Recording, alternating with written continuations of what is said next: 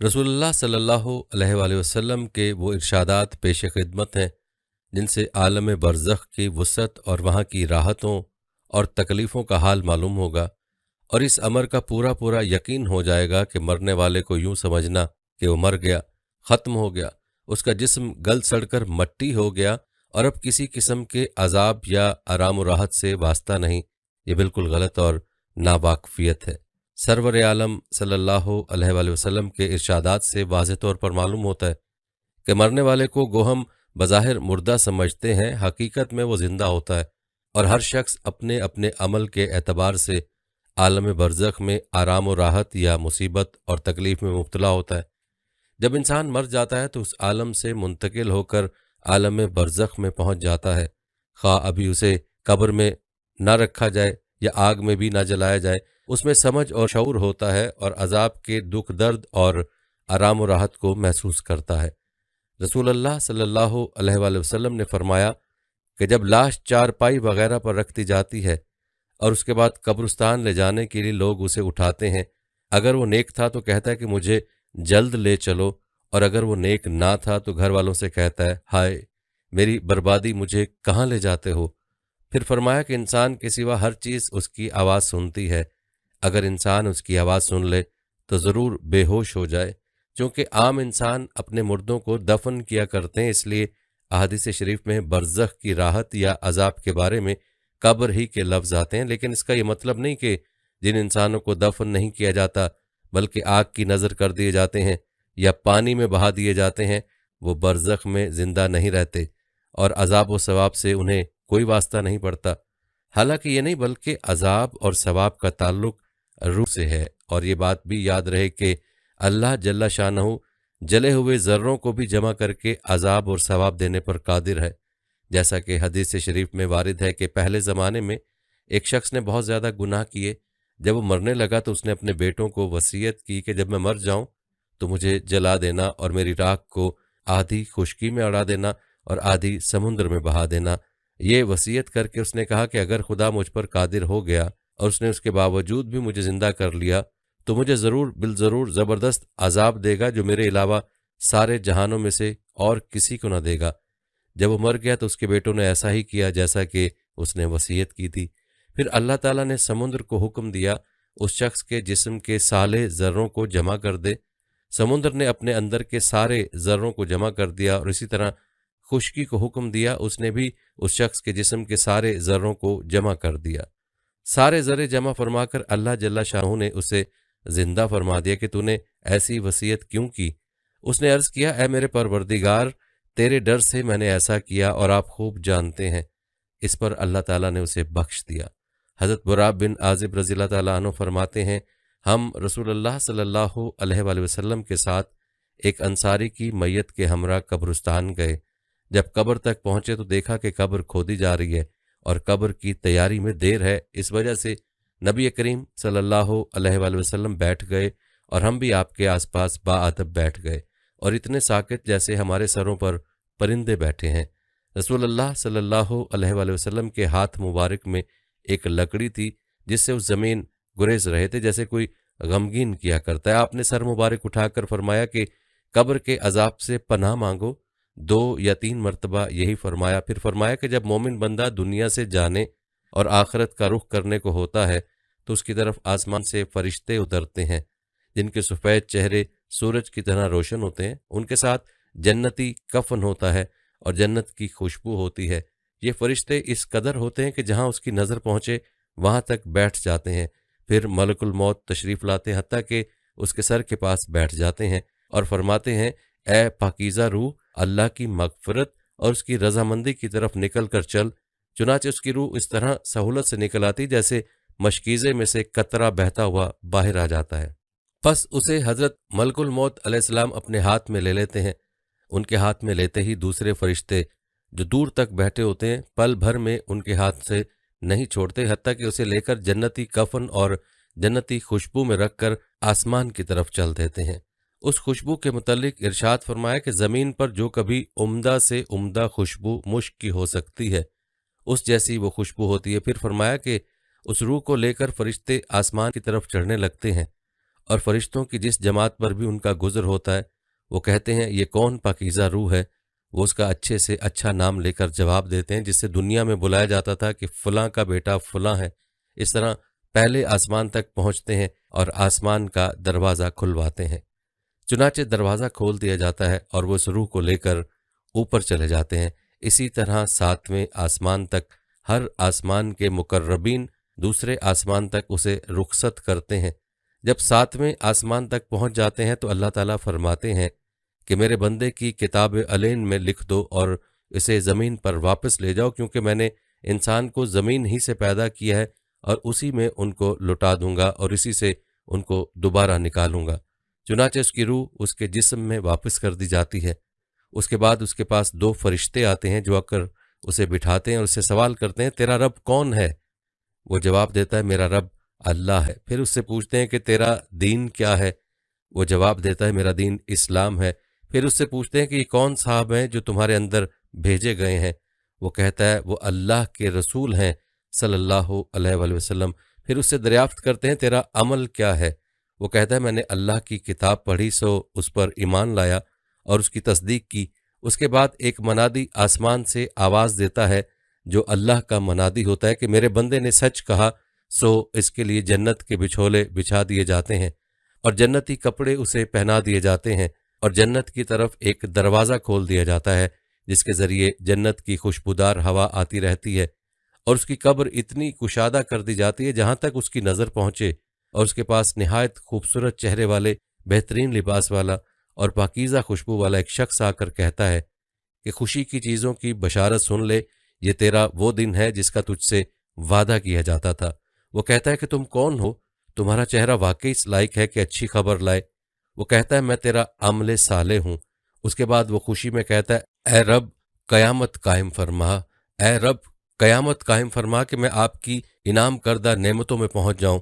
اور جب کافر بندہ دنیا سے جانے اور آخرت کا رخ کرنے کو ہوتا ہے تو سیاہ چہروں والے فرشتے آسمان سے آگ کے پاس آتے ہیں جن کے ساتھ ٹاٹ ہوتے ہیں اور اس کے پاس اتنی دور تک بیٹھ جاتے ہیں جہاں تک اس کی نظر پہنچتی ہے۔ پھر ملک الموت تشریف لاتے ہیں حتیٰ کہ اس کے سر کے پاس بیٹھ جاتے ہیں۔ پھر کہتے ہیں کہ اے خبیث اللہ کی ناراضگی کی طرف نکل۔ ملک الموت کا یہ فرمان سن کر روح اس کے جسم میں ادھر ادھر بھاگی پھرتی ہے، لہٰذا ملک الموت اس کی روح کو جسم سے اس طرح نکالتے ہیں جیسے بوٹیاں بھوننے کی سیخ بھیگے ہوئے اون سے صاف کی جاتی ہے، یعنی کافر کی روح کو جسم سے زبردستی اس طرح نکالتے ہیں جیسے بھیگا ہوا اون کانٹے دار سیخ پر لپٹا ہوا ہو اور اس کو زور سے کھینچا جائے۔ پھر اس کی روح ملک الموت اپنے ہاتھ میں لے لیتے ہیں اور ان کے ہاتھ میں لیتے ہی دوسرے فرشتے اس کو فوراً جھپٹ لیتے ہیں، پل جھپکنے کے برابر بھی ان کے پاس نہیں چھوڑتے، حتیٰ کہ فوراً ان سے لے کر اس کو ٹاٹوں میں لپیٹ دیتے ہیں جو ان کے پاس ہوتے ہیں، اور ان ٹاٹوں میں ایسی بدبو آتی ہے جیسے کبھی کسی بدترین سڑے ہوئے مردہ لاش سے روح زمین پر بدبو پھوٹتی ہے۔ وہ فرشتے لے کر آسمان کی طرف چڑھتے ہیں اور فرشتوں کی جس جماعت پر بھی پہنچتے ہیں وہ کہتے ہیں یہ کون خبیث روح ہے؟ وہ اس کا برے سے برا نام لے کر کہتے ہیں جس سے وہ دنیا میں بلایا جاتا تھا کہ فلاں کا بیٹا فلاں ہے، حتیٰ کہ وہ اسے لے کر پہلے آسمان تک پہنچتے ہیں اور دروازہ کھلوانا چاہتے ہیں مگر اس کے لیے دروازہ نہیں کھولا جاتا، جیسا کہ اللہ نے فرمایا ان کے لیے آسمان کے دروازے نہ کھولے جائیں گے اور نہ وہ کبھی جنت میں داخل ہوں گے جب تک اونٹ سوئی کے ناکے میں نہ چلا جائے۔ اونٹ سوئی کے ناکے میں جا نہیں سکتا، لہٰذا وہ بھی جنت میں نہیں جا سکتے۔ پھر اللہ تعالیٰ فرماتے ہیں کہ اس کی کتابیں سجین میں لکھ دو جو سب سے نیچے زمین میں ہے۔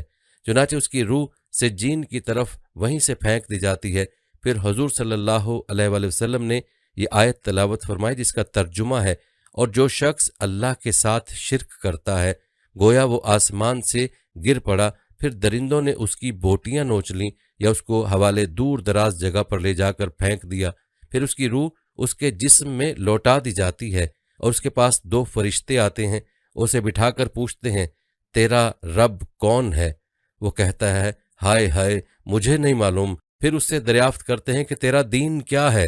وہ کہتا ہے ہائے مجھے پتہ نہیں۔ پھر اس سے دریافت کرتے ہیں کہ شخص کون ہے جو تمہارے اندر بھیجے گئے؟ وہ کہتے ہیں ہائے ہائے مجھے کچھ پتہ نہیں۔ جب یہ سوال و جواب ہو چکے ہوتے ہیں تو آسمان سے ایک منادی آواز دیتا ہے کہ اس نے جھوٹ کہا، اس کے نیچے آگ بچھا دو اور اس کے لیے دوزخ کا دروازہ کھول دو۔ چنانچہ دروازہ کھول دیا جاتا ہے، دوزخ کی تپش اور سخت گرم لو آتی ہے اور قبر اس پر تنگ کر دی جاتی ہے، حتیٰ کہ اس کی پسلیاں بھینچ کر آپس میں ادھر کی ادھر ہو جاتی ہیں۔ اس کے پاس ایک شخص آتا ہے جو بدصورت اور خراب کپڑے پہنے ہوئے، جس کے جسم سے بہت بری بدبو آتی ہے۔ وہ شخص اس سے کہتا ہے کہ مصیبت کی خبر سن لے، یہ وہ دن ہے جس کا تجھ سے وعدہ کیا جاتا ہے۔ وہ کہتا ہے تو کون ہے؟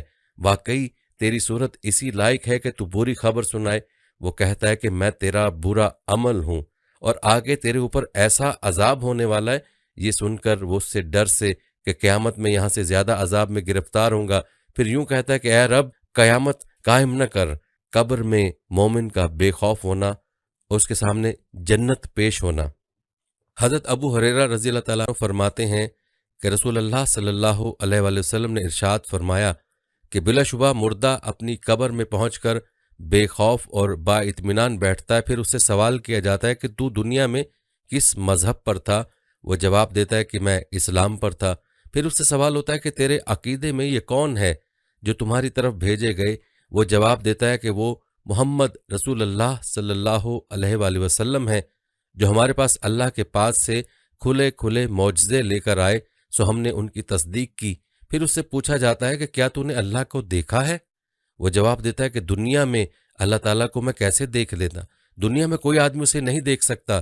پھر اس کے سامنے دوزخ کی طرف ایک روشن دان کھولا جاتا ہے، جس کے ذریعے وہ دوزخ کو دیکھتا ہے کہ آگ کے انگارے آپس میں ایک دوسرے کو کھائے جاتے ہیں۔ جب وہ دوزخ کا منظر دیکھ لیتا ہے تو اس سے کہتے ہیں کہ دیکھ اللہ نے تجھے کس مصیبت سے بچایا۔ پھر اس کے سامنے جنت کی طرف ایک روشن دان کھولا جاتا ہے، جس کے ذریعے وہ جنت کی رونق اور جنت کی دوسری چیزیں دیکھ لیتا ہے۔ پھر اس سے کہا جاتا ہے کہ جنت تیرا ٹھکانہ ہے، تو ایمان یقین پر زندہ رہا اور یقین ہی پر تجھے موت آئی اور اسی پر تو قیامت کے روز قبر سے اٹھے گا انشاءاللہ تعالی۔ پھر فرمایا اور نافرمان آدمی خوف زدہ اور گھبرایا ہوا اپنی قبر میں بیٹھتا ہے۔ اس سے سوال ہوتا ہے کہ تو دنیا میں کس حال میں تھا؟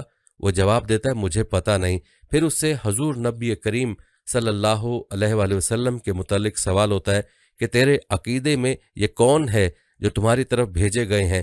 وہ کہتا ہے اس بارے میں بھی وہی کہوں گا جو اور لوگوں نے کہا۔ پھر اس کے سامنے جنت کی طرف ایک روشن دان کھولا جاتا ہے، جس کے ذریعے اس کی رونق اور اس کے اندر کی دوسری چیزیں دیکھ لیتا ہے۔ پھر اس سے کہا جاتا ہے دیکھ تو نے خدا کی نافرمانی کی، خدا نے تجھے کس نعمت سے محروم رکھا۔ پھر اس کے سامنے دوزخ کی طرف ایک روشن دان کھولا جاتا ہے، جس کے ذریعے وہ دوزخ کو دیکھ لیتا ہے کہ آگ کے انگارے ایک دوسرے کو کھائے جاتے ہیں۔ پھر اس سے کہا جاتا ہے یہ تیرا ٹھکانہ ہے، تو شک ہی پر زندہ رہا اور شک ہی پر تجھے موت آئی اور انشاءاللہ قیامت کو بھی تو اسی شک پر اٹھے گا۔ مومن سے فرشتوں کا کہنا کہ دلہن کی طرح سو جا، اور منافق اور کافر کو زمین کا بھینچنا۔ حضرت ابو ہریرہ رضی اللہ تعالیٰ عنہ فرماتے ہیں کہ رسول اللہ صلی اللہ علیہ وآلہ وسلم نے ارشاد فرمایا کہ جب میت کو قبر میں رکھ دیا جاتا ہے تو اس کے پاس دو فرشتے آتے ہیں جن کا رنگ کالا اور آنکھیں نیلی ہوتی ہیں، جن میں سے ایک کو منکر اور دوسرے کو نکیر کہا جاتا ہے۔ وہ دونوں آ کر اس سے پوچھتے ہیں کہ تو کیا کہتا ہے ان صاحب کے بارے میں جو تمہاری طرف بھیجے گئے؟ وہ جواب دیتا ہے کہ وہ اللہ کے بندے اور اس کے رسول ہیں، میں گواہی دیتا ہوں کہ اللہ کے سوا کوئی معبود نہیں اور بلا شبہ محمد اللہ کے بندے اور اس کے رسول ہے۔ یہ سن کر وہ دونوں کہتے ہیں ہم تو جانتے تھے کہ تو ایسا ہی جواب دے گا۔ پھر اس کی قبر اتنی کشادہ کر دی جاتی ہے کہ 70 ہاتھ مربع کشادہ ہو جاتی ہے۔ پھر اس کی قبر منور کر دی جاتی ہے۔ پھر اس سے کہا جاتا ہے اب تو سو جا۔ وہ کہتا ہے میں تو اپنے گھر جا کر اپنے گھر والوں کو اپنا حال بتانا چاہتا ہوں۔ وہ کہتے ہیں یہاں آ کر جانے کا قانون نہیں ہے، تو سو جا جیسا کہ دلہن سوتی ہے جسے اس کے شوہر کے سوا کوئی نہیں اٹھا سکتا، لہٰذا وہ آرام سے قبر میں رہتا ہے یہاں تک کہ اللہ اسے قیامت کے روز اس جگہ سے اٹھائے گا۔ اور اگر مرنے والا منافق یا کافر ہوتا ہے تو وہ منکر نکیر کو جواب دیتا ہے کہ میں نے جو لوگوں کو کہتے سنا وہی کہا، اس سے زیادہ میں نہیں جانتا۔ وہ دونوں کہتے ہیں کہ ہم تو خوب جانتے تھے کہ تو ایسا ہی جواب دے گا۔ پھر زمین سے کہا جاتا ہے کہ اس کو بھینچ دے، چنانچہ زمین اسے بھینچ دیتی ہے اور اس کی پسلیاں ادھر ادھر ہو جاتی ہیں۔ پھر وہ قبر کے اندر عذاب ہی میں رہتا ہے یہاں تک کہ قیامت کو خدا اسے وہیں سے اٹھائے گا۔ حضرت عطا بن یسار رضی اللہ تعالیٰ عنہ فرماتے تھے کہ حضرت عمر اللہ تعالیٰ سے رسول اللہ صلی اللہ علیہ وسلم نے فرمایا کہ اے عمر، اس وقت تمہارا کیا حال ہوگا جبکہ لوگ تم کو قبر میں رکھ کر اور مٹی ڈال کر چلے آئیں گے، پھر تمہارے پاس قبر میں قبر کے ممتحن یعنی امتحان لینے والے آئیں گے، جن کی آواز سخت گرج کی طرح ہوگی اور جن کی آنکھیں نظر اچک لینے والی بجلی کی طرح ہوں گی، سو وہ تم کو ہلا ڈالیں گے اور تم سے حاکمانہ گفتگو کریں گے، بتاؤ اس وقت تمہارا کیا حال ہوگا؟ حضرت عمر رضی اللہ تعالیٰ عنہ نے عرض کیا، یا رسول اللہ، کیا اس وقت ہماری عقل ہمارے ساتھ ہوگی؟ آپ نے ارشاد فرمایا، ہاں، اسی طرح تمہاری عقلیں تمہارے پاس ہوں گی جیسی آج ہیں۔ یہ سن کر حضرت عمر رضی اللہ تعالیٰ عنہ نے عرض کیا کہ بس میں نمٹ لوں گا۔ برزخ میں صبح و شام جنت یا دوزخ کا پیش ہونا۔ حضرت عبداللہ بن عمر رضی اللہ تعالیٰ عنہ فرماتے ہیں کہ رسول اللہ صلی اللہ علیہ وآلہ وسلم نے ارشاد فرمایا، بلا شبہ جب تم میں سے کوئی مر جاتا ہے تو صبح و شام اس کا ٹھکانہ جنت یا دوزخ کا اس کے سامنے پیش کیا جاتا ہے۔ اگر وہ جنتی ہے تو جنت پیش کی جاتی ہے، اور اگر وہ دوزخی ہے تو دوزخ پیش کی جاتی ہے، اور اس کی جگہ دکھا دکھا کر اس سے کہا جاتا ہے کہ یہ تیرا ٹھکانہ ہے۔ پھر فرمایا، قیامت کے دن جب کہ خدا اسے قبر سے اٹھائے گا، ہر صبح و شام ایسا ہی ہوتا رہے گا۔ سورہ مومن میں بھی اس کو ارشاد فرمایا، صبح و شام ان پر آگ پیش کی جاتی ہے۔ قبر میں عذاب دینے والے اژدہے۔ حضرت ابو سعید خدری رضی اللہ تعالیٰ عنہ فرماتے ہیں کہ رسول اللہ صلی اللہ علیہ وآلہ وسلم نے ارشاد فرمایا کہ قبر میں کافر پر ضرور 99 اژدہے مقرر کیے جاتے ہیں جو قیامت تک اسے ڈستے رہتے ہیں۔ ان کے زہر کا یہ عالم ہے کہ اگر ان میں سے ایک بھی زمین پر پھونکار مار دے تو زمین بالکل سبزی نہ ہوگا، یعنی ان کے زہر کا یہ اثر ہے کہ ان میں سے ایک اژدہا بھی اگر ایک دفعہ زمین کی طرف پھونکار مار دے تو اس کے زہر کے اثر سے زمین گھاس کا ایک تنکا بھی اگانے کے قابل نہ رہے، جیسے ایٹم بم اور دیگر مہلک آلات کو دیکھ کر اس ارشاد نبوی صلی اللہ علیہ وآلہ وسلم کے سمجھنے میں ذرا بھی تامل کی گنجائش نہیں رہتی۔ قبر میں عذاب کی وجہ سے میت کا چیخنا اور لوہے کے گرز سے اس کا مارا جانا۔ ایک روایت میں ہے کہ رسول اللہ صلی اللہ علیہ وآلہ وسلم نے ارشاد فرمایا، جب کافر جواب دیتا ہے کہ ہائے ہائے مجھے پتہ نہیں، تو آسمان سے ایک منادی آواز دیتا ہے کہ اس نے جھوٹ کہا، اس کے نیچے آگ بچھا دو اور اسے آگ کا پہناوا پہنا دو اور اس کے لیے دوزخ کا ایک دروازہ کھول دو۔ چنانچہ دروازہ کھول دیا جاتا ہے جس کے ذریعے دوزخ کی تپش اور سخت گرم لو آتی رہتی ہے اور اس کی قبر تنگ کر دی جاتی ہے۔ پھر اس کے عذاب دینے کے لیے ایک عذاب دینے والا مقرر کر دیا جاتا ہے جو اندھا اور بہرا ہوتا ہے۔ اس کے پاس لوہے کا گرس ہوتا ہے جس کی حقیقت یہ ہے کہ اگر وہ پہاڑ پر مار دیا جائے تو پہاڑ ضرور مٹی ہو جائے۔ پھر ارشاد فرمایا، اس گرس کو ایک مرتبہ مارتا ہے تو اس کی آواز کو انسان اور جنات کے علاوہ پورب اور پچھم کے درمیانی ساری مخلوق سنتی ہے۔ ایک مرتبہ مارنے سے وہ مٹی ہو جاتا ہے اور پھر لوٹا دی جاتی ہے۔ بخاری اور مسلم کی ایک روایت میں ہے کہ اس گرس کے مارے جانے سے وہ اس زور سے چیختا ہے کہ انسان اور جنات کے سوا اس کے قریب کی ہر چیز اس کی چیخ و پکار سنتی ہے۔ یہاں یہ بات دریافت طلب ہے کہ انسان اور جنات کو میت کے مارنے اور اس کے چیخنے کی آواز کیوں نہیں سنائی دیتی؟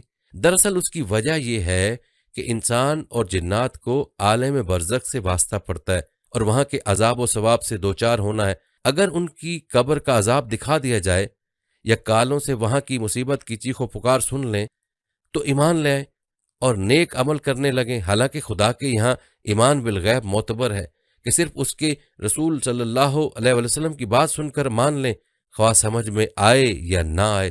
بہرحال آپ ہی کی بات مانیں، اسی کو ایمان فرمایا گیا ہے۔ ارشاد خداوندی ہے، بلا شبہ جو لوگ اپنے رب سے بن دیکھے ڈرتے ہیں ان کے لیے مغفرت اور بڑا اجر ہے۔ اگر دوزخ اور جنت اور برزخ کے حالات آنکھوں سے دکھا دیے جائیں، مگر خدا کے یہاں آنکھوں سے دیکھے ہوئے پر ایمان لانے کا اعتبار نہیں ہے، اسی وجہ سے مرتے وقت ایمان معتبر نہیں ہے، کیونکہ اس وقت عذاب کے فرشتے نظر آ جاتے ہیں۔ فرعون کے بارے میں قرآن حکیم میں ارشاد فرمایا گیا ہے جس کا ترجمہ ہے، حتیٰ کہ جب وہ ڈوبنے لگا تو اس نے کہا کہ میں ایمان لایا اس پر کہ اس کے سوا کوئی معبود نہیں جس پر بنی اسرائیل ایمان لاتے ہیں، اور میں مسلمانوں میں سے ہوں، مگر اس وقت کے اقرار نے اس کو نہیں بچایا، اور دنیا و آخرت کا عذاب اس نے چکھ لیا، سو اللہ نے اس کو دنیا و آخرت کے عذاب میں پکڑ لیا۔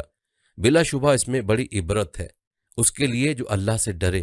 حضرت زید بن ثابت رضی اللہ تعالیٰ عنہ فرماتے ہیں کہ رسول اکرم صلی اللہ علیہ وآلہ وسلم ایک مرتبہ اپنے خچر پر سوار ہو کر قبیلہ بنو النجار کے ایک باغ میں تشریف لے جا رہے تھے، اور ہم بھی آپ کے ساتھ تھے کہ اچانک آپ کا خچر بدک گیا اور ایسا بدکا کہ قریب تھا آپ کو نیچے گرا دے۔ وہیں 5 یا 6 قبریں تھیں، ان کے بارے میں رسول اللہ صلی اللہ علیہ وآلہ وسلم نے دریافت کیا، فرمایا کہ ان قبروں کو کون کون پہچانتا ہے؟ ایک شخص نے عرض کیا میں پہچانتا ہوں۔ آپ صلی اللہ علیہ وآلہ وسلم نے اس سے دریافت فرمایا کہ کب مرے تھے؟ اس نے کہا کہ زمانہ شرک میں مرے تھے۔ آپ نے ارشاد فرمایا کہ انسان کو قبروں میں عذاب دیا جاتا ہے، سو اگر مجھے ڈر نہ ہوتا کہ تم آپس میں دفن کرنا چھوڑ دو گے تو خدا سے ضرور دعا کرتا تم کو بھی اس قبر کے عذاب کا کچھ حصہ سنا دے جسے میں سن رہا ہوں۔ بخاری اور مسلم کی ایک روایت میں ہے کہ حضرت ابن عباس رضی اللہ تعالیٰ عنہ سے مروی ہے کہ رسول خدا صلی اللہ علیہ وآلہ وسلم کا 2 قبروں پر گزر ہوا تو آپ نے ارشاد فرمایا ان کو عذاب ہو رہا ہے، اور کسی بڑے گناہ کے سبب گناہ نہیں ہو رہا بلکہ ایسی معمولی باتوں پر جن سے بچ سکتے تھے۔ پھر آپ نے ان دونوں کے گناہوں کی تفصیل بتائی کہ ان دونوں میں ایک پیشاب کرنے میں پردہ نہیں کرتا تھا، اور ایک روایت میں کہ پیشاب سے نہ بچتا تھا، اور یہ دوسرا چغلی کرتا پھرتا تھا۔ پھر آپ نے ایک تل ٹہنی منگوا کر بیچ میں سے اس کو چیر کر آدھے اس قبر پر گاڑ دی اور آدھی دوسری قبر پر۔ صحابہ نے عرض کیا یا رسول اللہ آپ نے ایسا کیوں کیا؟ آپ نے ارشاد فرمایا کہ شاید ان دونوں کا عذاب ان کے سوکھنے تک ہلکا کر دیا جائے گا، یعنی ان کی تسبیح کی برکت سے۔ بخاری شریف میں ایک طویل روایت ہے جس میں رسول اکرم صلی اللہ علیہ وآلہ وسلم کا ایک خواب روایت کیا گیا جس میں عالم برزخ کے خاص خاص عذابوں کا ذکر ہے۔ آپ نے فرمایا میں نے آج رات خواب دیکھا ہے کہ 2 شخص میرے پاس آئے اور میرا ہاتھ پکڑ کر مجھ کو ایک مقدس زمین کی طرف لے چلے۔ دیکھتا کیا ہوں کہ ایک شخص بیٹھا ہوا ہے اور دوسرا کھڑا ہوا ہے، اور اس کے ہاتھ میں لوہے کا زنبور ہے، اس بیٹھے ہوئے کے گلے کو چیر رہا ہے یہاں تک کہ گدی تک جا پہنچا۔ پھر دوسرے کلے کے ساتھ بھی یہی معاملہ کرتا ہے اور وہ کلا اس کا درست ہو جاتا ہے، وہ پھر اس پہلے کے ساتھ ایسا ہی کرتا ہے۔ میں نے پوچھا یہ کیا بات ہے؟ وہ دونوں شخص بولے آگے چلو۔ ہم آگے چلے یہاں تک کہ ایک شخص پر گزر ہوا جو لیٹا ہوا ہے اور اس کے سر پر ایک شخص بھاری پتھر لیے کھڑا ہے، اس سے اس کا سر نہایت زور سے پھوڑتا ہے۔ جب وہ پتھر اس کے سر پر دے مارتا ہے پتھر لڑک کر دور جا گرتا ہے۔ جب وہ اس کو اٹھانے کے لیے جاتا ہے تو ابھی تک لوٹ کر اس کے پاس آنے نہیں پاتا کہ اس کا سر اچھا خاصا جیسا تھا ویسا ہی ہو جاتا ہے، اور پھر اس کو اسی طرح پھوڑتا ہے۔ میں نے پوچھا یہ کیا ہے؟ وہ دونوں بولے آگے چلو یہاں تک کہ ہم ایک غار پر پہنچے جو مثل تنور کے تھا، نیچے سے فراخ اور اوپر سے تنگ، اس میں آگ جل رہی تھی اور اس میں بہت سے ننگے مرد اور عورتیں بھرے ہوئے تھے۔ جس وقت وہ آگ اوپر کو اٹھتی ہے اس کے ساتھ وہ اوپر کو اٹھاتے ہیں یہاں تک کہ قریب نکلنے کے ہو جاتے ہیں۔ میں نے پوچھا یہ کیا ہے؟ وہ دونوں بولے آگے چلو۔ ہم آگے چلے یہاں تک کہ خون کی نہر پر پہنچے، اس کے بیچ میں ایک شخص کھڑا ہوا تھا اور نہر کے کنارے پر ایک شخص کھڑا ہے، اس کے سامنے بہت سے پتھر پڑے ہیں۔ وہ نہر کے اندر والا شخص نہر کے کنارے آتا ہے، جس وقت نکلنا چاہتا ہے کنارے والا شخص اس کے منہ پر پتھر اس زور سے مارتا ہے کہ وہ پھر اپنی اصلی جگہ جا پہنچتا ہے۔ پھر جب وہ بھی کنارے کی طرف آنا چاہتا ہے اسی طرح پتھر مار کر ہٹا دیتا ہے۔ میں نے پوچھا یہ کیا ہے؟ وہ دونوں بولے آگے چلو۔ ہم آگے چلے یہاں تک کہ ایک ہرے بھرے باغ میں پہنچے، اس میں ایک بڑا درخت ہے اور اس کے نیچے ایک بوڑھا آدمی اور بچے بیٹھے ہیں۔ اس درخت کے قریب ایک اور شخص بیٹھا ہوا اور اس کے سامنے آگ جل رہی ہے اور وہ ڈھونک رہا ہے۔ پھر وہ دونوں مجھ کو چڑھا کر ایک درخت کے اوپر لے گئے اور ایک گھر درخت کے بیچ میں نہایت عمدہ تھا، اس میں مجھے لے گئے۔ میں نے ایسا گھر کبھی نہیں دیکھا، اس میں مرد، بوڑھے، جوان، عورتیں اور بچے بہت سے تھے۔ پھر اسے باہر لا کر اور اوپر لے گئے، اس میں بوڑھے اور جوان تھے۔ میں نے ان دونوں شخصیات سے کہا کہ تم نے مجھ کو رات بھر پھرایا، اب بتاؤ کہ سب کیا اسرار ہے؟ انہوں نے کہا کہ وہ شخص جو تم نے دیکھا تھا جس کے کلے چیرے جا رہے تھے وہ شخص جھوٹا ہے، جھوٹی باتیں کیا کرتا تھا اور وہ باتیں تمام جہان میں مشہور ہو جاتی تھی، اس کے ساتھ قیامت تک یوں ہی کرتے رہیں گے۔ اور جس کا سر پھوڑتے ہوئے دیکھا وہ شخص ہے کہ اللہ تعالیٰ نے اس کو علم قرآن دیا، رات کو اس سے غافل ہو کر سو رہا اور دن کو اس پر عمل نہ کیا، قیامت تک اس کے ساتھ یہی معاملہ رہے گا۔ اور جن کو تم نے آگ کے غار میں دیکھا تھا وہ سود کھانے والا ہے۔ اور درخت کے نیچے جو بوڑھے شخص تھے وہ حضرت ابراہیم علیہ السلام تھے، اور ان کے ارد گرد جو بچے تھے وہ لوگوں کی نابالغ اولاد، اور جو آگ ڈھونک رہا تھا وہ داروغہ دوزخ، اور پہلا گھر جس میں آپ داخل ہوئے وہ عام مسلمانوں کا ہے، اور یہ دوسرا گھر شہیدوں کا ہے، اور میں جبرائیل ہوں اور یہ میکائیل ہیں۔ پھر بولے سر اوپر اٹھاؤ، میں نے سر اوپر اٹھایا تو میرے اوپر ایک سفید بادل نظر آیا، بولے کہ یہ تمہارا گھر ہے۔ میں نے کہا کہ مجھ کو چھوڑ دو، میں اپنے گھر میں داخل ہوں۔ بولے ابھی تمہاری عمر باقی ہے، پوری نہیں ہوئی، اگر پوری ہو چکی ہوتی تو ابھی چلے جاتے۔ جاننا چاہیے کہ انبیاء کا خواب وہی ہوتا ہے، یہ تمام واقعات سچے ہیں۔ اس حدیث میں کئی چیزوں کا حال معلوم ہوا، اول جھوٹ کا کہ کیسی سخت سزا ہے، دوسرے عالم بے عمل کا، تیسرے زنا کا، چوتھے سود کا۔ خدا تعالیٰ سب مسلمانوں کو ان کاموں سے محفوظ رکھے، آمین۔ عالم برزخ کی یہ سزائیں جو آن حضرت صلی اللہ علیہ وآلہ وسلم نے دیکھیں بالکل برحق اور صحیح ہیں، شک کی کوئی گنجائش نہیں۔ زمین کا میت سے بات کرنا۔ حضرت ابو سعید خدری رضی اللہ تعالیٰ عنہ روایت فرماتے ہیں کہ ایک روز رسول خدا صلی اللہ علیہ وآلہ وسلم باہر تشریف لائے تو آپ نے لوگوں کو دیکھا کہ کھل کھلا کر ہنس رہے ہیں، جس کی وجہ سے ان کے دانت باہر نکلے ہوئے ہیں۔ ان کا یہ حال دیکھ کر آپ نے فرمایا کہ خبردار، بلا شبہ اگر تم لذتوں کی کاٹنے والی چیز یعنی موت کو کثرت سے یاد کرتے تو تم کو میں اس حالت میں نہ دیکھتا، لہٰذا تم لذتوں کو کاٹنے والی چیز یعنی موت کو کثرت سے یاد کیا کرو، کیونکہ قبر پر کوئی دن ایسا نہیں ہوگا جس دن وہ یوں کہتی ہوگی کہ میں بیگانگی کا گھر ہوں، اور میں تنہائی کا گھر ہوں، اور میں مٹی کا گھر ہوں، اور میں کیڑوں کا گھر ہوں۔ پھر فرمایا جب مومن بندہ دفن کر دیا جاتا ہے تو اسے قبر کہتی ہے کہ مرحبا، تو اپنے ہی گھر آیا ہے، مرحبا، بلا شبہ تو مجھے ان سب سے زیادہ محبوب تھا جو مجھ پر چلتے ہیں۔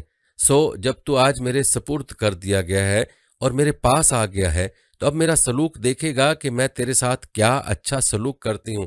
اس کے بعد جہاں تک نظر پہنچتی ہے وہاں تک قبر کشادہ ہو جاتی ہے اور اس کے لیے جنت کا ایک دروازہ کھول دیا جاتا ہے، اور جب فاجر یا کافر بندہ دفن کر دیا جاتا ہے تو اسے قبر کہتی ہے کہ تیرا آنا برا آنا ہے اور تو بری جگہ آیا ہے، یاد رکھ مجھ پر چلنے والوں میں تو مجھے سب سے زیادہ مبغوض یعنی دشمن تھا۔ سو اب جب تو میرے سپرد کر دیا گیا اور آج میرے بس میں آ گیا، اب تو دیکھے گا کہ تجھ سے کیا معاملہ کرتی ہوں۔ اس کے بعد وہ اسے اس طرح بھیجتی ہے کہ اس کی دائیں پسلیاں بائیں پسلیوں میں اور بائیں پسلیاں دائیں پسلیوں میں گھس جاتی ہیں۔ اس کیفیت کو حضور اقدس صلی اللہ علیہ وآلہ وسلم نے اس طرح ظاہر فرمایا کہ اپنے مبارک ہاتھ کی انگلیاں دوسرے ہاتھ کی انگلیوں میں داخل فرمائیں۔ برزخ والوں کا میت سے پوچھنا کہ فلاں کا کیا حال ہے۔ حضرت ابو ہریرہ رضی اللہ تعالیٰ عنہ روایت فرماتے ہیں کہ رسول خدا صلی اللہ علیہ وآلہ وسلم نے فرمایا کہ جب فرشتے مومن کی روح کو جب علین میں لے جاتے ہیں جہاں مومنین کی روحیں رہتی ہیں، اس کے پاس وہ پہلے پہنچی ہوئی روحیں ایسی خوش ہوتی ہیں کہ اس دنیا میں تم بھی اپنے کسی غائب کے آنے پر اتنا خوش نہیں ہوتے۔ پھر اس سے پوچھتے ہیں کہ فلاں کا کیا حال ہے، فلاں کا کیا حال ہے۔ پھر وہ کہتے ہیں کہ اچھا ابھی ٹھہرو، پھر پوچھ لینا، ذرا آرام تو کرنے دو، کیونکہ دنیا کے غم میں مبتلا تھا۔ پھر وہ بتانے لگتا ہے کہ فلاں اس طرح ہے، فلاں اس طرح ہے، اور وہ کسی شخص کے بارے میں کہتا ہے جو اس سے پہلے مر چکا تھا کہ وہ تو مر گیا، کیا تمہارے پاس نہیں آیا؟ یہ سن کر وہ رنج کرنے لگتے ہیں اور کہتے ہیں کہ جب دنیا سے آ گیا اور ہمارے پاس نہیں آیا تو ضرور اس کو دوزخ میں پہنچا دیا گیا ہوگا۔ طبرانی کی روایت میں ہے کہ رسول خدا صلی اللہ علیہ وآلہ وسلم نے ارشاد فرمایا کہ بلا شبہ تمہارے اعمال تمہارے رشتہ داروں اور خاندان والوں کے سامنے پیش کیے جاتے ہیں جو آخرت میں پہنچ چکے ہیں۔ اگر تمہارے عمل نیک ہوئے تو وہ خوش ہوتے ہیں اور خداوند کریم سے دعا کرتے ہیں کہ اے اللہ، یہ آپ کا فضل اور رحمت ہے، سو آپ اپنی نعمت اس پر پوری فرما دیجئے اور اسی پر اس کو موت دیجئے۔ اور اگر برا عمل ان کے سامنے پیش ہوتا ہے تو کہتے ہیں کہ اے اللہ اس کے دل میں نیکی ڈال دے جو تیری رضا اور تیرے قرب کا سبب ہو جائے۔ قبر کا مومن کو دبانا ایسا ہوتا ہے جیسے ماں بیٹے کا سر دباتی ہے۔ حضرت عائشہ رضی اللہ تعالیٰ عنہ نے حضور اقدس صلی اللہ علیہ وآلہ وسلم سے عرض کیا کہ یا رسول اللہ، جب سے آپ نے مجھے منکر نکیر کی ہیبت ناک آواز اور قبر کے بھینچنے کا ذکر فرمایا، اس وقت سے مجھے کسی چیز سے تسلی نہیں ہوتی اور دل کی پریشانی دور نہیں ہوتی۔ آپ نے ارشاد فرمایا، اے عائشہ، منکر نکیر کی آواز مومن کے کانوں میں ایسی ہوگی جیسے سریلی آواز کانوں میں بھلی معلوم ہوتی ہے، جیسے آنکھوں میں سرما لگانے سے آنکھوں کو لذت محسوس ہوتی ہے، اور مومن کو قبر کا دبانا ایسا ہوتا ہے جیسے کسی کے سر میں درد ہو اور اس کی شفقت والی ماں آہستہ آہستہ اپنے بیٹے کا سر دباتی ہے اور وہ اسے آرام اور راحت پاتا ہے۔ اور یاد رکھ اے عائشہ، اللہ کے بارے میں شک کرنے والوں کے لیے بڑی خرابی ہے، اور وہ قبر میں اس طرح بھیجے جائیں گے جیسے انڈے کو پتھر پر رکھ کر دبایا جاتا ہے۔ حضرت حذیفہ رضی اللہ تعالیٰ عنہ فرماتے تھے کہ قبر میں بھی حساب ہے اور آخرت میں بھی حساب ہے، سو جس قبر میں حساب لیا گیا اس نے آخرت کے عذاب سے نجات پائی، اور جس سے قیامت میں حساب لیا جائے گا اسے عذاب ہوگا۔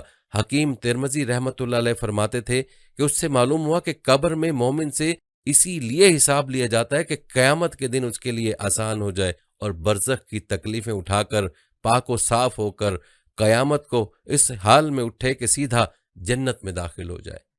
زمین و آسمان کا مومن سے محبت کرنا۔ حضرت انس رضی اللہ تعالیٰ عنہ بیان کرتے ہیں کہ رسول اللہ صلی اللہ علیہ وسلم نے ارشاد فرمایا کہ ہر انسان کے لیے آسمان کے دو دروازے ہیں، ایک دروازے سے اس کا عمل چڑھتا ہے اور دوسرے دروازے سے اس کا رزق اترتا ہے۔ جب مومن مر جاتا ہے تو دونوں دروازے اس کے مرنے پر روتے ہیں۔ حضرت ابن عمر رضی اللہ تعالیٰ عنہما حضور اقدس صلی اللہ علیہ وآلہ وسلم سے روایت کرتے ہیں، آپ نے فرمایا، بے شک جب مومن مر جاتا ہے تو اس کے مرنے پر قبرستان اپنے آپ کو سجا لیتے ہیں، لہٰذا ان کا کوئی حصہ ایسا نہیں ہوتا جو یہ تمنا نہ کرتا ہو کہ یہ مجھ میں دفن ہو۔ حضرت ابن عباس رضی اللہ تعالیٰ عنہ فرماتے تھے کہ مومن کے مرنے پر 40 دن تک زمین روتی ہے۔ حضرت عطا خراسانی فرماتے تھے کہ جو بندہ زمین کے کسی حصے میں سجدہ کرتا ہے وہ حصہ قیامت کے روز اس کے حق میں گواہی دے گا اور اس کے مرنے کے دن روئے گا۔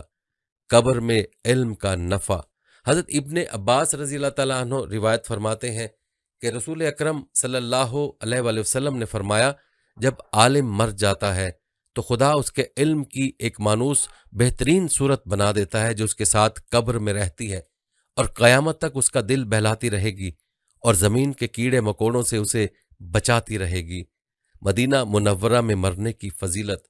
حضرت عمر رضی اللہ تعالیٰ عنہ فرماتے ہیں کہ رسول اللہ صلی اللہ علیہ وآلہ وسلم نے ارشاد فرمایا کہ جس سے ہو سکے موت مدینے میں اختیار کرے، اس لیے کہ جو مدینے میں مرے گا میں اس کے لیے شفاعت کروں گا۔ حضور اقدس صلی اللہ علیہ وآلہ وسلم کی شفاعت نصیب ہونے کے ساتھ مدینہ منورہ میں مرنے کا یہ بھی فائدہ ہے کہ وہاں حضرات صحابہ اور بڑے بڑے اولیاء کرام مدفون ہیں، ان کے پڑوسی بھی باعث رحمت اور نفع بخش ہوتے ہیں، اور حضور اقدس صلی اللہ علیہ وآلہ وسلم سے بڑھ کر کوئی اچھا پڑوس نہیں ہو سکتا، لہٰذا برزخ میں آپ کی برکات سے مستفید ہوتا رہے گا۔ حضرت ابن عباس رضی اللہ تعالیٰ عنہ فرماتے ہیں کہ رسول اللہ صلی اللہ علیہ وآلہ وسلم سے سوال کیا گیا، کیا اچھا پڑوسی آخرت میں نفع دیتا ہے؟ ارشاد فرمایا، یہ بتاؤ دنیا میں نفع دیتا ہے یا نہیں؟ عرض کیا، حضور دنیا میں تو نفع دیتا ہے۔ ارشاد فرمایا، اسی طرح آخرت میں بھی نفع دے گا۔ حضرت عبداللہ بن نافع المزنی رحمۃ اللہ علیہ فرماتے تھے، مدینہ شریف میں ایک صاحب کی وفات ہوئی اور ان کو مدینہ میں دفن کر دیا گیا۔ ان کو ایک صاحب نے خواب میں دیکھا کہ وہ دوزخیوں میں ہیں، یہ دیکھ کر وہ بہت رنجیدہ ہوئے۔ پھر انہی صاحب نے ان کو 7ویں یا 8ویں روز پھر خواب میں دیکھا کہ جنتیوں میں ہیں۔ ان سے سوال کیا گیا کہ پہلے تو تم دوزخیوں کی جماعت میں تھے اور اب جنتیوں میں ہو، اس کی کیا وجہ ہے؟ تو فرمایا، ہمارے پڑوس میں ایک نیک شخص دفن کر دیے گئے ہیں جن کی سفارش آس پاس کے 40 پڑوسیوں کے بارے میں قبول کر لی گئی، انہی 40 میں بھی تھا۔ کن لوگوں کو عذاب قبر نہیں ہوگا؟ حضرت عبداللہ بن عباس رضی اللہ تعالیٰ عنہ سے روایت ہے کہ رسول اللہ صلی اللہ علیہ وآلہ وسلم کے ایک صحابی نے قبر پر خیمہ لگا لیا اور ان کو پتہ نہ تھا کہ یہ قبر ہے۔ خیمے میں بیٹھے بیٹھے کیا دیکھتے ہیں کہ نیچے قبر ہے، اس میں ایک انسان ہے جو سورہ ملک پڑھ رہا تھا، اس نے پوری سورہ ختم کر دی۔ یہ واقعہ انہوں نے رسول اللہ صلی اللہ علیہ وآلہ وسلم کی خدمت میں عرض کیا تو آپ نے فرمایا کہ یہ سورہ عذاب قبر کو روکنے والی ہے اور اللہ کے عذاب سے قبر والے کو بچاتی ہے۔ حضرت ابو ہریرہ رضی اللہ تعالیٰ عنہ سے روایت ہے کہ رسول اللہ صلی اللہ علیہ وآلہ وسلم نے فرمایا کہ بلا شبہ قرآن میں ایک سورت ہے جس کی 30 آیتیں ہیں، اس نے ایک شخص کی سفارش کی یہاں تک کہ وہ بخش دیا گیا۔ پھر فرمایا کہ وہ سورت ہے سورہ ملک۔ بزرگوں نے بتایا کہ سورہ سجدہ اور سورہ ملک عذاب سے بہت ہی زیادہ بچانے والی ہیں، ان کو روزانہ پڑھ کر سونا چاہیے۔ رسول اللہ صلی اللہ علیہ وآلہ وسلم ان دونوں کو پڑھے بغیر نہ سوتے تھے۔ حضرت خالد بن مدان جو ایک تابعین ہیں، ان دونوں صورتوں کے بارے میں فرمایا کرتے تھے کہ یہ دونوں صورتیں اپنے پڑھنے والے کے لیے قبر میں اللہ سے جھگڑیں گی، اور وہ دونوں میں سے ہر ایک کہے گی اے اللہ، اگر میں تیری کتاب میں ہوں تو اس کے حق میں میری سفارش قبول فرما، اور اگر میں تیری کتاب میں نہیں ہوں تو مجھے اپنی کتاب سے مٹا دے۔ یہ بھی فرماتے تھے کہ یہ پرندوں کی طرح اپنے پڑھنے والے پر پھیلا دیں گی اور اسے عذاب قبر سے بچا لیں گی۔ بعض بزرگوں سے روایت ہے کہ ایک میت کو قبر میں رکھ کر جب واپس ہونے لگے تو قبر کے اندر سے ایک دھماکے کی آواز آئی اور اس کے اندر سے ایک کالا کتا نکل کر بھاگا۔ ایک بزرگ نے اس کتے سے کہا تیرا ستیہ ناس ہو کمبخت، تو کون بھلا ہے؟ اس نے کہا میں اس میت کا بد عمل ہوں۔ انہوں نے اس سے پوچھا کہ یہ جو دھماکے کی آواز آئی ہے اس کی چوٹ کس کی لگی؟ کتے نے کہا اس کی چوٹ میری لگی اور میت محفوظ رہی کیونکہ اس کے پاس سورہ یاسین اور اس کے علاوہ وہ صورتیں آ گئیں جن کا وہ ورد کرتا تھا۔ ان صورتوں نے مجھے اس کے پاس نہ جانے دیا اور مار کر باہر نکال دیا۔ اس سے معلوم ہوا قبر میں اچھے اور برے اعمال کا مقابلہ ہوتا ہے، اور جو قوی ہوتے ہیں وہی غالب آ جاتے ہیں۔ قبر کے عذاب و امتحان سے محفوظ رہنے والا۔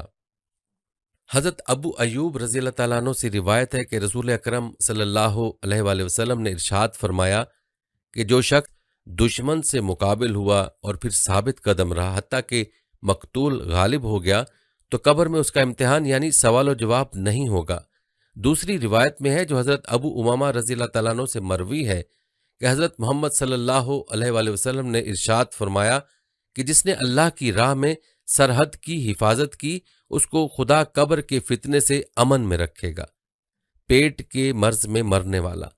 رسول اکرم صلی اللہ علیہ وآلہ وسلم نے ارشاد فرمایا کہ جس کو اس کے پیٹ کے مرض نے قتل کر دیا اس کو قبر میں عذاب نہ دیا جائے گا۔ پیٹ کے کئی امراض ہیں، ان میں سے جو بھی موت کا سبب بن جائے اس کو قبر میں عذاب نہیں ہوگا، مثلا ہیضہ، پیٹ کا درد وغیرہ وغیرہ۔ جمعے کی رات یا جمعے کے دن مرنے والا۔ حضرت عبداللہ بن عمر رضی اللہ تعالیٰ عنہ روایت فرماتے ہیں کہ رسول خدا صلی اللہ علیہ وآلہ وسلم نے ارشاد فرمایا کہ جو بھی مسلمان مرد ہو یا عورت جمعے کے دن یا جمعے کی رات میں مرتا ہے اسے خدا قبر کے فتنے سے محفوظ رکھتا ہے۔ رمضان میں مرنے والا۔ حضرت انس بن مالک رضی اللہ تعالیٰ عنہ فرماتے تھے کہ بلا شبہ رمضان کے مہینے میں مردوں سے قبر کا عذاب اٹھا لیا جاتا ہے۔ کون سے اعمال قبر کے عذاب سے بچاتے ہیں؟ حضرت ابو ہریرہ رضی اللہ تعالیٰ عنہ روایت فرماتے ہیں کہ رسول اللہ صلی اللہ علیہ وآلہ وسلم نے ارشاد فرمایا قسم ہے اس ذات کی جس کے قبضے میں میری جان ہے، بلا شبہ جب میت کو قبر میں رکھ دیا جاتا ہے تو دفن ہونے کے بعد جب لوگ واپس ہوتے ہیں ان کے جوتوں کی آواز تک وہ سنتا ہے۔ سو اگر وہ مومن ہوتا ہے تو نماز اس کے سرہانے آ جاتی ہے اور زکوٰۃ اس کے داہنی طرف آ جاتی ہے اور روزے اس کی بائیں طرف آ جاتے ہیں، اور لوگوں کے ساتھ اس نے جو خیر اور نیکی اور بھلائی کی تھی وہ اس کے پیروں کی طرف آ جاتی ہے۔ اگر اس کے سرہانے کی جانب سے عذاب آتا ہے نماز کہتی ہے میری طرف سے جگہ نہ ملے گی، پھر اس کی داہنی طرف سے عذاب آتا ہے تو زکوٰۃ کہتی ہے میری طرف سے جگہ نہ ملے گی، پھر بائیں طرف سے عذاب آتا ہے تو روزے کہتے ہیں ہماری جانب سے جگہ نہ ملے گی، پھر پیروں کی طرف سے عذاب آتا ہے تو امور خیر اور نیکی اور احسان کے جو کام لوگوں کے ساتھ کیے تھے وہ کہتے ہیں ہماری جانب سے جگہ نہ ملے گی، ہم تجھے اندر نہیں گھسنے دیں گے۔ نبیوں کے جسم کو قبر نہیں گلا سکتی۔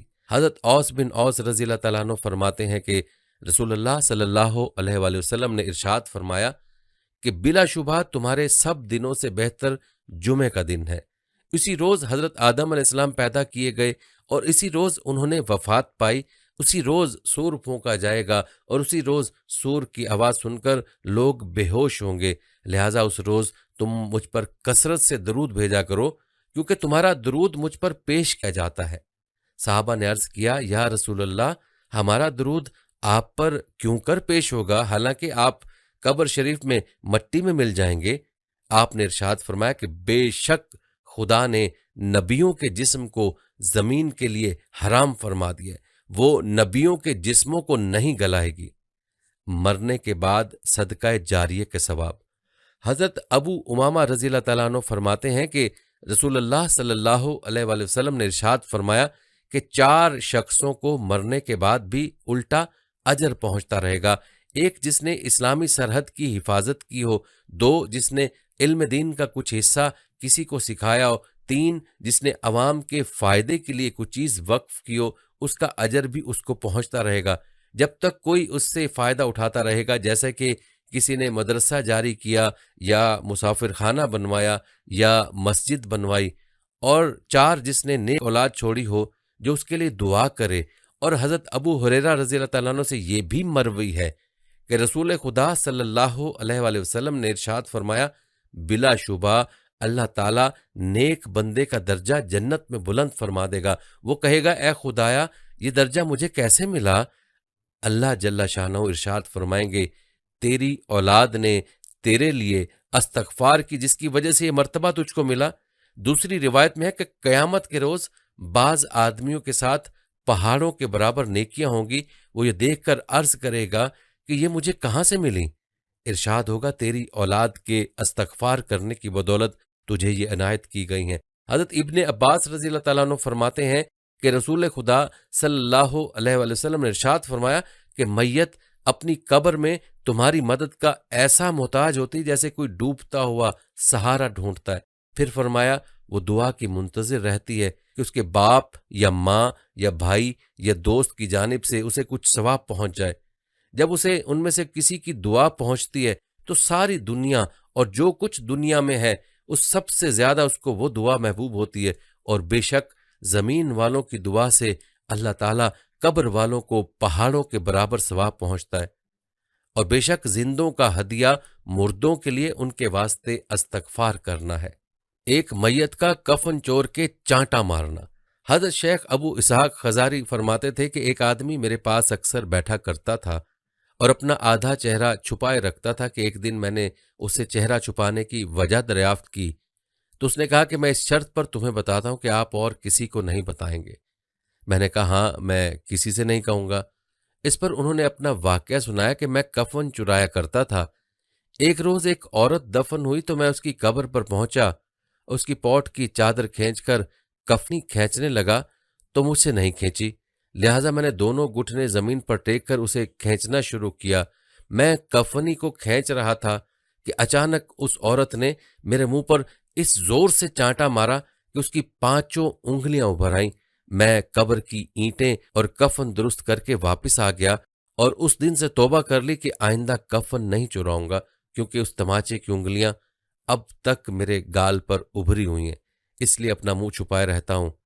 اس کے قریب ایک واقعہ اور ہے کہ ایک شیخ اپنے ایک مرید کی لاش کو غسل دینے لگے تو میت نے ان کا انگوٹھا پکڑ لیا۔ انہوں نے فرمایا بیٹا میرا انگوٹھا چھوڑ دو، مجھے معلوم ہے کہ تم مرے نہیں بلکہ ایک عالم سے دوسرے عالم کی طرف منتقل ہوئے ہو۔ ایک شخص کے لیے 30 قبریں کھودیں اور ہر ایک میں سانپ نکلا۔ ایک بے نمازی کا واقعہ ہے کہ جب وہ مر گیا تو لوگوں نے اس کے لیے قبر کھدوائی، کیا دیکھتے ہیں کہ قبر میں ایک بہت بڑا سانپ ہے۔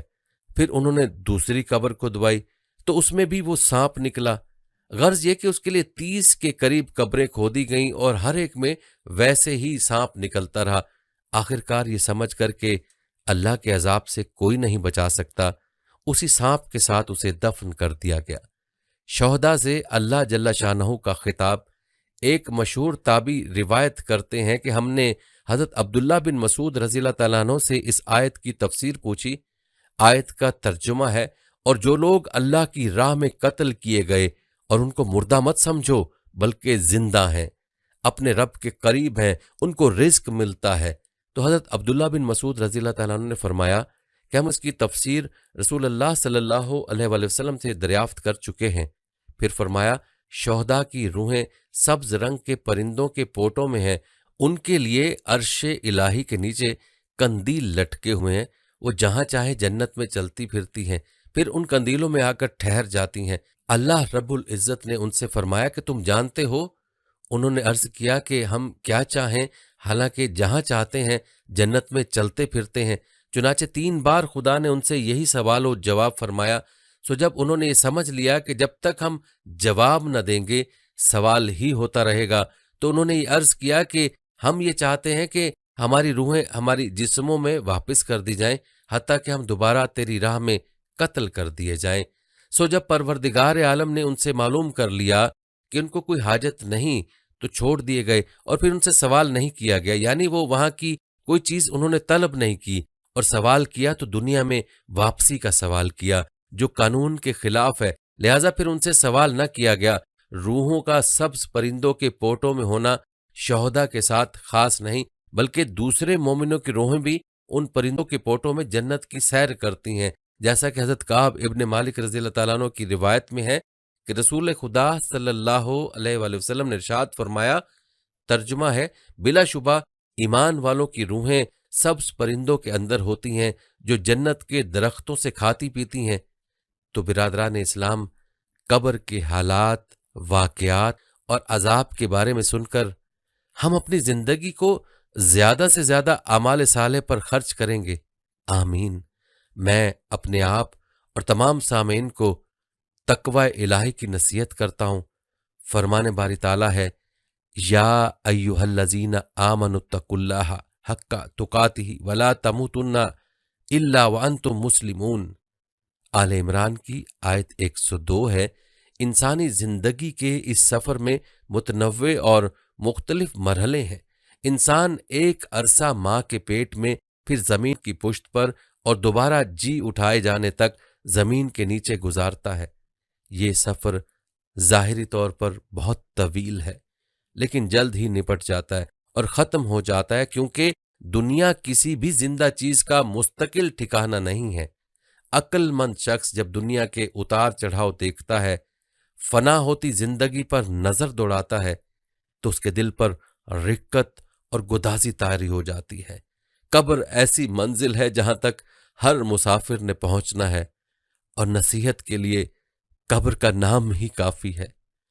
رسول اللہ صلی اللہ علیہ وآلہ وسلم کا فرمان ہے، بے شک قبر بھینچتی ہے، اگر کوئی قبر کے بھینچنے سے بچ پاتا تو وہ سعد بن معاذ ہوتے۔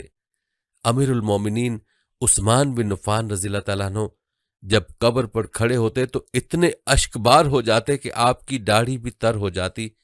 تو آپ سے کہا گیا کہ آپ جنت اور جہنم کو یاد کر کے اتنا نہیں روتے، لیکن قبر کو یاد کر کے رو دیتے ہیں۔ تو انہوں نے کہا، میں نے رسول اللہ صلی اللہ علیہ وآلہ وسلم سے سنا تھا کہ قبر آخرت کی پہلی منزل ہے، اگر اس سے کوئی بچ گیا تو اس کے بعد والے مرحلے آسان ہیں، اور اگر اس سے نجات نہ پا سکا تو اس کے بعد والے مرحلے بہت شدید ہوں گے۔ سیدنا عثمان نے مزید یہ بھی کہا کہ آپ صلی اللہ علیہ وآلہ وسلم کا یہ بھی فرمان ہے، اللہ کی قسم میں جتنا بھی خوفناک منظر دیکھ لوں، لیکن قبر کا منظر اسے بھی زیادہ دہشتناک ہوگا۔ اور آخرت پر ایمان لانے کا مطلب یہ ہے کہ قبر کی حقیقت پر بھی ایمان ہو، نیک لوگوں کو قبر میں ملنے والی نعمتوں پر ایمان ہو، اور اہل معصیت میں سے عذاب کے مستحقین کے لیے عذاب ملنے کا بھی ایمان ہو۔ آپ صلی اللہ علیہ وآلہ وسلم کا فرمان ہے کہ اگر یہ خدشہ نہ ہوتا کہ تم مردوں کو دفن کرنا ہی چھوڑ دو گے تو میں اللہ سے دعا کرتا کہ تمہیں وہ عذاب قبر سنوا دے جو میں سنتا ہوں۔ حصول عبرت کے لیے قبرستان جانا سنت اور عبادت ہے۔ قبرستان جانے والوں کو اپنے آباء اور اجداد کی یاد آتی ہے، اور اسے یقین ہو جاتا ہے کہ وہ بھی انہی کی طرح قبر میں جانے والا ہے، اور وہاں اس سے بھی سوالات ہوں گے۔ رسول اللہ صلی اللہ علیہ وآلہ وسلم کا فرمان ہے، قبرستان جایا کرو، بے شک یہ تمہیں آخرت یاد دلاتے ہیں۔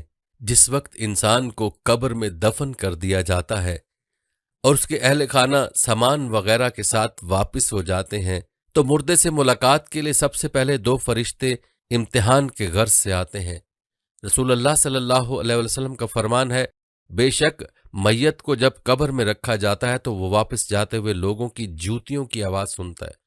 اگر میت مومن ہو تو نماز اس سر کے پاس کھڑی ہو جاتی ہے، روزہ دائیں جانب کھڑا ہو جاتا ہے، زکوٰۃ بائیں جانب، اور صدقہ دعا سمیت لوگوں کا تعاون وغیرہ جیسے رفاہی کام اس کے پاؤں کی جانب کھڑے ہو جاتے ہیں۔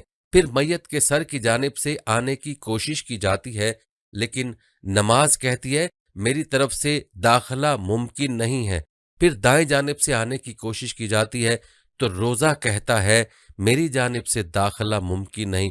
پھر اس کی بائیں جانب سے آنے کی کوشش کی جاتی ہے تو زکوٰۃ کہتی ہے میری طرف سے داخلہ ممکن نہیں۔ تو پھر اس کے قدموں کی جانب سے آنے کی کوشش کی جاتی ہے، لیکن صدقہ دعا سمیت لوگوں کا تعاون وغیرہ جیسے رفاہی کام کہتے ہیں یہاں سے داخلہ ممکن نہیں۔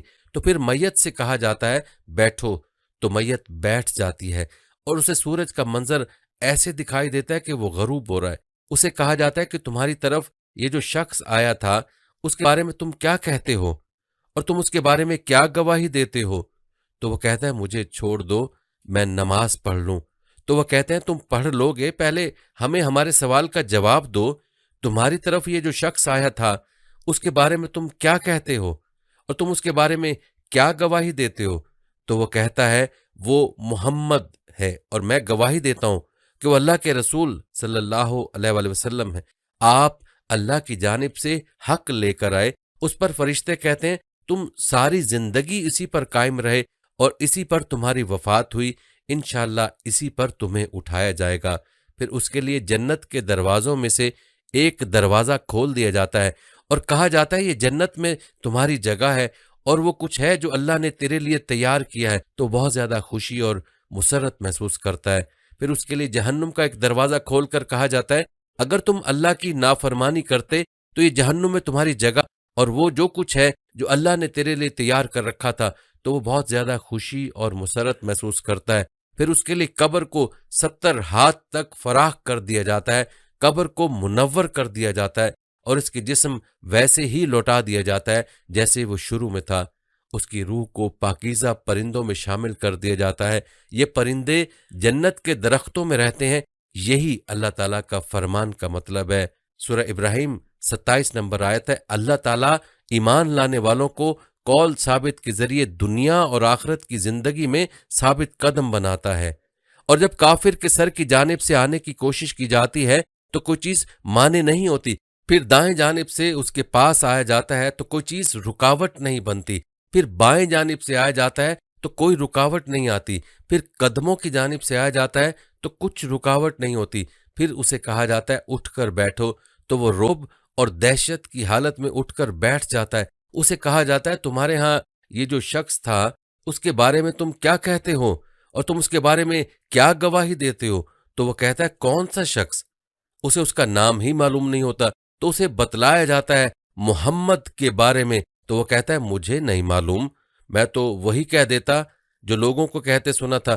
تو اسے کہا جائے گا تم نے اپنی زندگی اسی طرح گزاری اور اسی پر تمہیں موت آئی اور اسی پر تمہیں انشاءاللہ اٹھایا جائے گا۔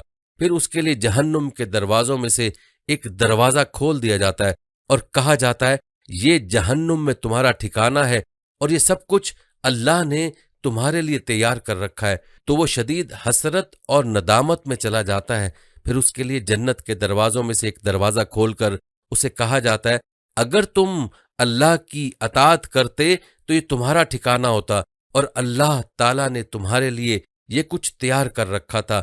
اس سے اس کی حسرت اور ندامت مزید بڑھ جائے گی اور پھر قبر تنگ ہونا شروع ہو جائے گی، یہاں تک کہ اس کی پسلیاں آپس میں داخل ہو جائیں گی، اور یہی وہ تنگ زندگی ہے جس کے بارے میں اللہ تعالیٰ نے فرمایا سورہ طٰہٰ آیت 124 میں، اور جو میرے ذکر سے اعراض کرے تو اس کے لیے تنگ زندگی ہے اور ہم اسے روز قیامت اندھا کر کے اٹھائیں گے۔ اسے طبرانی نے معجم الاوسط میں اور ابن حبان نے صحیح ابن حبان میں روایت کیا ہے۔ اسلامی بھائیوں، مسلمانوں، अक्ल मंद शख्स मौत से पहले मौत की तैयारी करते हुए अपने आप को कब्र के लिए तैयार करता है, अपनी कब्र को नेक अमाल और ईमान से भर देता है ताकि उसकी कब्र जन्नत का बागीचा बन जाए। रसूलुल्लाह सल्लल्लाहु अलैहि वसल्लम का फरमान है, मोमिन की मौत के बाद मोमिन को जो कुछ पहुंचता रहता है वो ये है, इल्म जो दूसरों को सिखाया और उसे फैलाया, नेक औलाद छोड़ जाए, कुरान मजीद विरासत में तर्क करे या मस्जिद बना जाए या मुसाफिर खाना तामीर कर दे या नहर खुदवा दे या अपनी जिंदगी में सेहत की हालत में जाती माल से सदका कर जाए, तो ये मोमिन की मौत के बाद उसे पहुंचता रहता है।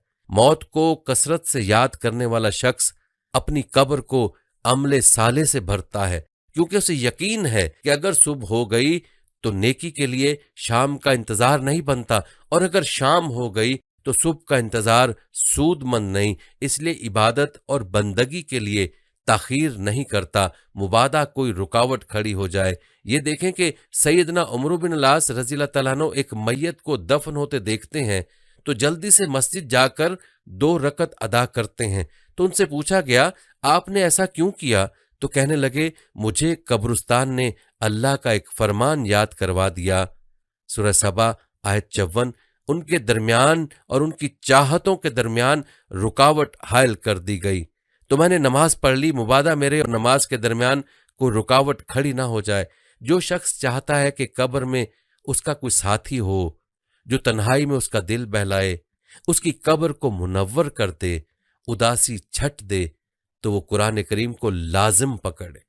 कब्र के सवालात और अजाब से बचने के असबाब में ये भी शामिल है कि हमेशगी के साथ सूरह मुल्क की तिलावत की जाए और उसके तकाज़ों को पूरा किया जाए।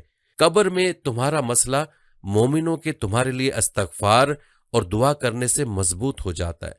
चुनाचे रसूलुल्लाह सल्लल्लाहु अलैहि वसल्लम जब मैयत को दफन करके फारिग होते तो उसकी कब्र पर खड़े होकर फरमाते, तुम अपने भाई के लिए बख्शिश तलब करो और साबित कदमी का सवाल करो, क्योंकि इससे अब सवाल किए जा रहे हैं। अगर आप भी अपने आप को अजाब कब्र से तहफ़्फ़ुज़ देना चाहते हैं तो हर नमाज में अजाब कब्र से तहफ़्फ़ुज़ की दुआ मांगें, जैसा कि रसूलुल्लाह सल्लल्लाहु अलैहि वसल्लम दुआ फरमाया करते थे, अल्लाहुम्मा इन्नी आऊज़ु बिका मिन अजाबिल कब्री व मिन अजाबिन नारी व मिन फितनतुल महया वल ममाती व मिन फितनतुल मसीही दज्जाल। या अल्लाह, मैं तेरी पनाह मांगता हूँ कब्र के अजाब से, जहन्नुम के अजाब से और जिंदगी और मौत के फितनों से और दज्जाल के फितने से। अल्लाह ताला मेरे और आप सब के लिए कुरान करीम को बाबरकत बनाए। अल्लाह ताला मुझे और आप सबको उसकी हिकमत भरी नसीहतों से मुस्तफीद होने की तौफीक दे। मैं अपनी बात को इसी पर ख़त्म करते हुए अल्लाह से अपने और तमाम मुसलमानों के गुनाहों की बख्शिश चाहता हूँ। आप सब भी उसी से अपने गुनाहों की बख्शिश मांगें, वही बख्शने वाला और निहायत रहम करने वाला है।